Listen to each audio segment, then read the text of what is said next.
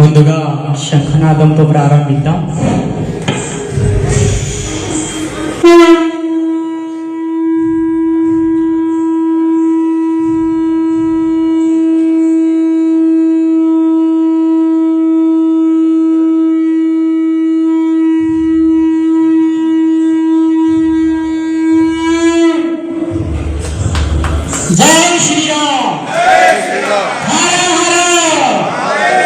చాలా మంది ఇప్పుడు కేవలం జై శ్రీరామ్లోనే ఉన్నారు.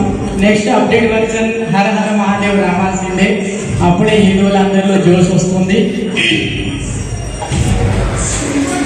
ఒకటి నా హిందూ సమాజానికి సామాన్యులకు అందరికీ తెలియపరిచింది. జో దిక్తా హై వహీ బిక్తా హై. చూస్తున్నాం కొందరున్నారు బొట్టు పెట్టుకోవడం. బొట్టు పెట్టుకుంటేనే హిందువులు కాదు. ప్రకాష్ కారత్ భార్య గారు బృందా కారత్ వారు కూడా బొట్టు పెట్టుకుంటారు. కానీ ఎప్పుడు చూసినా హిందుత్వానికి వ్యతిరేకంగానే మాట్లాడతారు. అదొకటి. బొట్టు పెట్టుకోవాలి కంపల్సరీ. బొట్టు పెట్టుకుంటేనే సరిపోదు.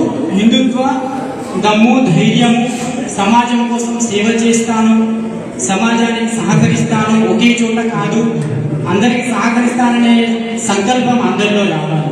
మనం చూస్తున్నాం ముస్లిం బంధువులు ఏ ఆఫీస్లో వెళ్ళినా వాళ్ళు టోపీ పెట్టుకొని ఉంటారు. ముఖ్యమైన ఆఫీసర్లు చెప్పదలుచుకుంటుంది. ఏ ఆఫీస్లో చూసినా వాళ్ళు టోపీ పెట్టుకొని ఉంటారు. వాళ్ళ ధర్మాన్ని వాళ్ళు పాటిస్తున్నారు. మరి మన వాళ్ళు ఎందుకు సిగ్గుపడుతున్నారు బొట్టు పెట్టుకోవడానికి లేదా కండో వేసుకొని వెళ్ళడానికి? ఇదొకటి. ఇంకొకటి సాధువులు లేనిదే హిందూ సమాజం లేదు. వీళ్ళ మీదనే హిందుత్వం ఆధారపడి ఉంది. సాధువు అంటే కేవలం ఒక పీఠంలోనే పరిమితం కావద్దు. సాధువు అంటే ఒక నది ప్రవాహం లాంటి వాడు. నిరంతరం ప్రవహిస్తూ ఉంటేనే నది నిర్మలంగా ఉంటుంది. సాధువులు కూడా నిరంతరం ప్రవహిస్తూ ఉంటేనే సమాజానికి నిర్మలంగా ఉంచగలుగుతారు. వారు స్వయంగా నిర్మలంగా ఉండగలుగుతారు. అందుచేత ప్రతి ఒక్కరూ ఈ విషయం గుర్తుపెట్టుకొని ప్రజల్ని జాగృతం చేయాలి. ప్రతి ఆలయంలో తప్పకుండా బోధనలు ఉండాలి. చూస్తూ ఉంటే ఆలయాలు కేవలం తాళాలు వేయడంలోనే కనిపిస్తున్నాయి. ఆధ్యాత్మిక విద్యాలయం కావాలి. ప్రతి దేవాలయం ఆధ్యాత్మిక విద్యాలయం అయిన నాడే మన సనాతన ధర్మం హిందువులలో జాగృతం వస్తుంది. రాముని పూజిస్తున్నాం కానీ రామాయణం గురించి తెలియదు. కృష్ణుని పూజిస్తున్నాం కానీ భగవద్గీత తెలియదు. How is it possible? మా స్వామీజీ అంటారు, నా పరిచయం కూడా చేయాలి కదా. సమర్థ స్వామి రామ్దేవ్జీ మహారాజ్ గారి శిష్యుడు నేను. పతంజలి యోగి హరిద్వార్లో వారి సమక్షంలో యోగాభ్యాసము, అదేవిధంగా వేద విజ్ఞానము, అది సారం అన్ని నేర్చుకున్నాను అక్కడే. తర్వాత ఇప్పుడు తెలంగాణ, ఆంధ్రప్రదేశ్, కర్ణాటక, తమిళనాడు, సౌత్ ఇన్ఛార్జిగా ఉన్నాను కొన్ని రోజులు. లాక్డౌన్ తర్వాత తెలంగాణ, ఆంధ్రలో ఉన్నాను. ఈ విధంగా నేను యోగపీఠ కూడా స్థాపించే ప్రయత్నం చేస్తున్నాను. నేను నిరంతరం సామూహిక యజ్ఞాల పరిజ్ఞానం లేదు చాలా మందికి. మేము స్వాహ అంటున్నాము, అందులో వేస్తున్నాం. ఏం వేస్తున్నాం, ఎందుకోసం వేస్తున్నాం, దాని వెనక విజ్ఞానం ఏముంది ఎవరికి తెలియదు. చేస్తున్నాం అమ్మా అని వెళ్తున్నాం. మనం ఏం చేస్తున్నామో వాళ్ళకి తెలియట్లేదు. యజ్ఞం నుండి 3 రకాల గ్యాసెస్ ఉత్పన్నం అవుతామని ఎంతమందికి తెలుసు? కార్బన్ డైఆక్సైడ్, అది చెట్లకు అవసరం మంచి కార్బన్ డైఆక్సైడ్. ఆక్సిజన్ ఉత్పన్నం అవుతుంది, ఓకే. ఇంకొకటి ఫార్మాల్డిహైడ్ అనే గ్యాస్ కూడా, అది క్రిములను సంహరించే గ్యాస్. వీటి గురించి మనం ప్రజలు చేయించినప్పుడే వాళ్ళు దాని పట్ల ఉద్భేదంగా చేయగలుగుతారు. ఇంటిని శుద్ధి చేసుకోవడం, అలా శుద్ధమైన వాతావరణం ఉన్నప్పుడే వాళ్ళు శుద్ధిగా అవుతారు. చాలా మంది ఏం చేస్తున్నారు, ఈ యజ్ఞానికి ఇంత, ఆ యజ్ఞానికి అంత, ఇంత అని సామాన్యుని యజ్ఞాలకు దూరం చేస్తున్నారు. నేను సామాన్యుని దగ్గర చేయడం కోసము ఫ్రీగా ఉచితంగా దాతల సహకారంతో నెయ్యి వీటిని ఇస్తూ సామాన్యులతో ఉచితంగా సామూహిక యజ్ఞాలు ఇప్పటి వరకు 6-7 జిల్లాల్లో చేయించాను.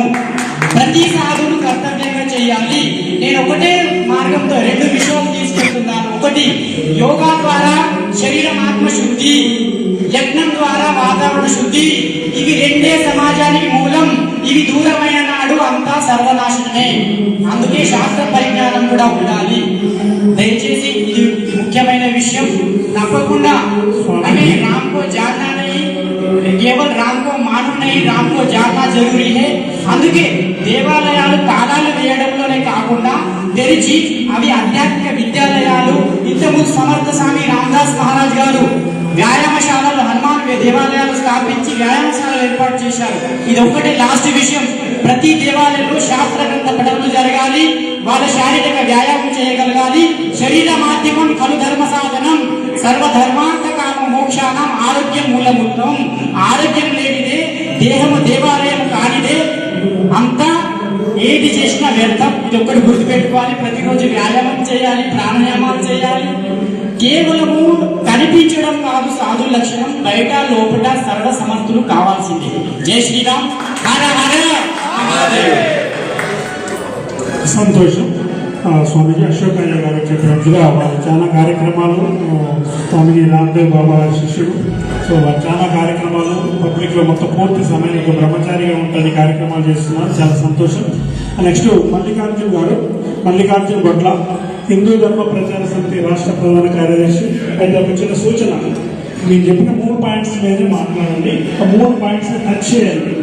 వీలైనంత వరకు మళ్ళీ రిపీట్ అనేది చూడడం. తర్వాత ముందైతే ఫస్ట్ సాధారణ హిందువులు ఎలా చేయగలడానికి మీరు ఇచ్చే సలహా సూచనలు ఏంటి, రెండవది అసలు ఆర్గనైజేషన్స్ కమ్యూనిషన్ ఎందుకో కలిసి ఉండట్లేదు.